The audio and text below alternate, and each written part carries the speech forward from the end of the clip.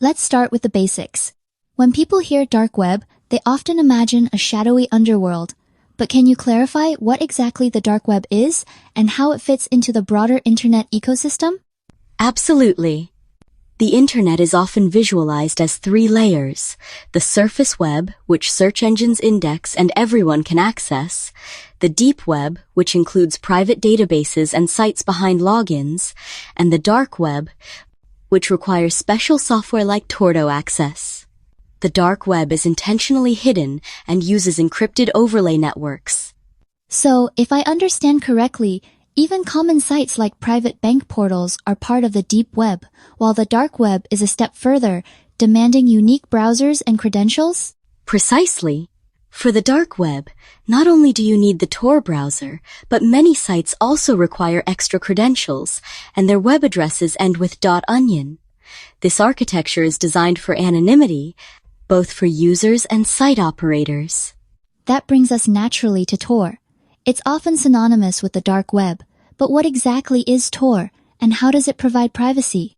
Tor, short for the Onion Router, was originally developed by the U.S. Naval Research Lab in the 1990s. It routes internet traffic through multiple volunteer-run servers or nodes, encrypting the data at each step like layers of an onion. This makes tracking the origin or destination of data extremely difficult. I like that onion analogy. So, every time someone sends data via Tor, it's peeled through several layers before reaching its destination? Exactly. Each layer of encryption is decrypted at a different node, so no single point knows both the sender and recipient. This system is why Tor is favored for privacy-focused activities, both legitimate and illicit. A big misconception is that the dark web equals crime. But is this really accurate? Are there legitimate uses for the dark web? That's a common myth. While cybercrime is prevalent, many use the dark web for perfectly lawful reasons: journalists protecting sources, political dissidents evading censorship, and ordinary citizens seeking privacy. For example, whistleblowers sometimes use Tor to communicate securely with reporters. Interesting. Yet, the presence of criminal marketplaces like Silk Road has shaped public perception. How do experts distinguish between criminal and non-criminal dark web activity? It's about context. Analysts look at the purpose of a site, its access barriers, and user behaviors. Many criminal communities also use privacy-focused platforms on the surface web, so it's not always black and white. Some forums, like raid forums, straddle these definitions despite being on the regular internet. Let's delve into the criminal side. What types of cybercrime are most common on the dark web, and how has this ecosystem evolved? While drug sales made headlines, think Silk Road, the real backbone is financial crime, stolen payment cards, identity packs or fulls, and entire databases of personal data. Additionally, cybercrime as a service has exploded, letting less skilled criminals hire experts for hacking, phishing, or launching ransomware attacks. That's like an underground gig economy for hackers. Are there any statistics to illustrate the scale of these crimes?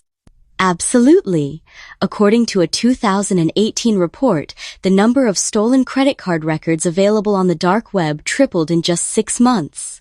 Some sites have millions of card numbers for sale, demonstrating a vast, well-organized supply chain. To understand the community structure, what's the difference between forums and marketplaces on the dark web, and how do users gain entry? Good question. Marketplaces operate like e-commerce sites, providing escrow and buyer ratings. Forums, however, are discussion-driven. They share tactics, coordinate deals, and build reputations. Entry may require invitations, proof of past crimes, or even being vouched for by trusted members. So, it's not as simple as clicking a link. Some sites have high barriers, while others are more accessible? Exactly. The stronger the barrier, like entry fees or vetting, the more likely the site is to host valuable or exclusive data, and the less likely it is to be swamped with scammers or law enforcement infiltrators. Inside these communities, how do users establish trust? Given the prevalence of scams, what mechanisms exist to evaluate credibility? Reputation is everything. Users build personas over years, accumulating points for successful deals or insightful posts. Scamming called ripping can result in bans and total ostracization. Site policies, peer reviews, and even digital signatures help weed out bad actors. It sounds like a twisted version of social media platforms where reputation is capital. Do actors operate across multiple sites to build trust? Often, yes. Maintaining consistent identities across forums and markets helps demonstrate legitimacy. Some even use encrypted communication channels to bolster their professional image and minimize exposure. Let's unpack the journey of stolen data. Once information is compromised, how does it circulate through the dark web? Stolen data follows a cascading path. Initially, it's traded privately among trusted associates or in high-barrier forums. Over time, it trickles down to broader marketplaces and eventually might be posted for free on public forums or paste sites. Each stage diminishes its value but increases its reach. So, a single breach can ripple outwards, affecting more people as the data spreads and gets repackaged? Absolutely. A 2019 supply chain study showed that the same dataset may be sold, resold, and even modified to appear fresh, deceiving buyers and expanding the web of victims. Let's illustrate with a real-world example. In May 2020, a Raid Forums user posted 0 medical records. What happened, and why is this case significant? The user, Green Moon 2019, advertised a large trove of healthcare data.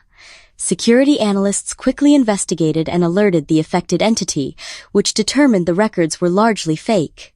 The incident highlighted how cybercriminals sometimes misrepresent their data to boost credibility or sales. What can organizations learn from this? Key lessons are: never assume data is what it claims to be, understand the context of the site and actor, and prioritize rapid response to mitigate impact and avoid unnecessary panic. Let's zoom in on the human element.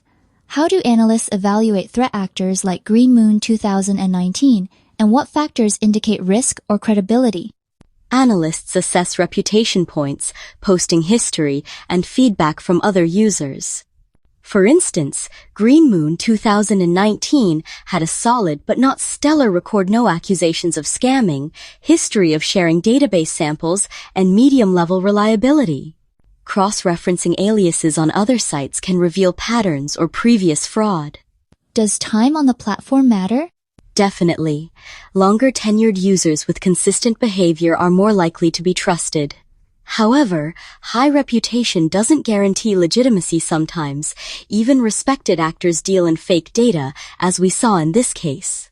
To wrap up, what are the best practices for organizations responding to dark web incidents?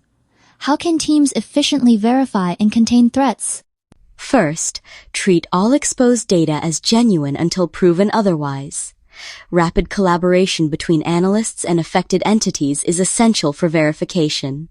Context like knowing the site's reputation and actor history helps triage threats. Finally, swift removal or takedown efforts can prevent unnecessary alarm and allow for ongoing monitoring of the threat actor. So, it's a combination of technical checks, teamwork, and understanding the broader ecosystem? Exactly. Incident response isn't just about plugging holes, it's about smart, informed action that leverages both technical skill and community insight to reduce risk and protect sensitive information.